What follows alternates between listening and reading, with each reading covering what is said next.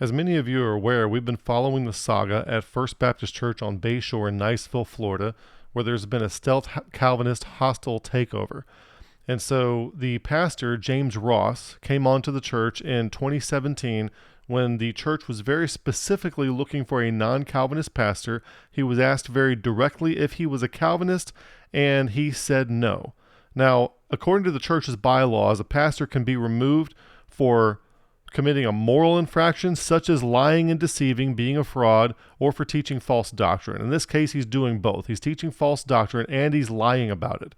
And last night we had Debbie and Marcia come on and give the story of how they cannot get a straight answer out of this guy on the tulip, but when you listen to him on his boggy talk and in his sermons and in his emails, he is very definitely a Calvinist, and this needs to be exposed. And the church who brought him on, and the deacon board who recommended him, and the pulpit search committee who brought him on, all did so under the auspices of him not being a Calvinist, and now there's something like Stockholm Syndrome going on, where they're all being held captive to keep the ship tight, and circle the wagons around a guy who's a liar and a fraud, and in the meantime ruining the integrity of everybody there who is deciding to defect on their own perspective and sense-making in order to protect this lying, fraudulent Calvinist pastor who has very intentionally come on the scene to do a hostile stealth Calvinist takeover.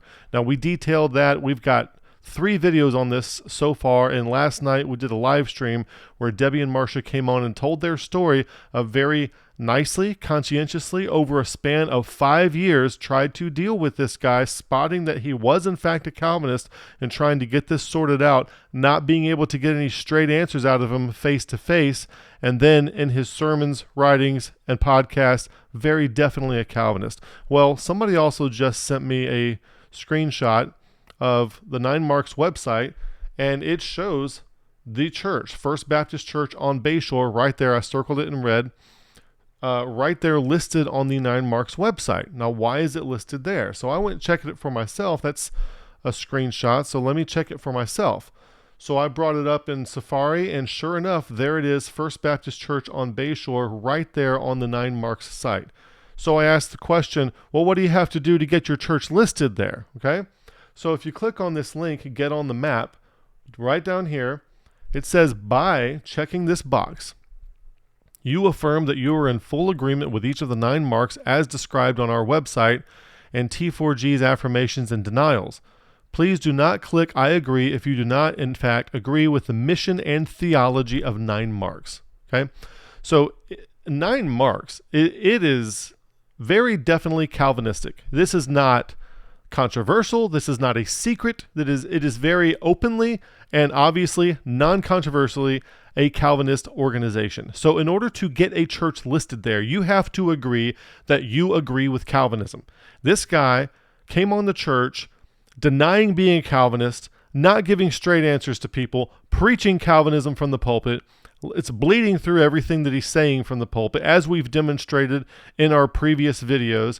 And while denying being a Calvinist, he has signed the church up on this organization's website, 9Marks, that is very definitely Calvinist. This guy is definitely a Calvinist. In the meantime, when the deacons are asked, hey, this guy's a Calvinist and he shouldn't be, and they just say, no, he's not.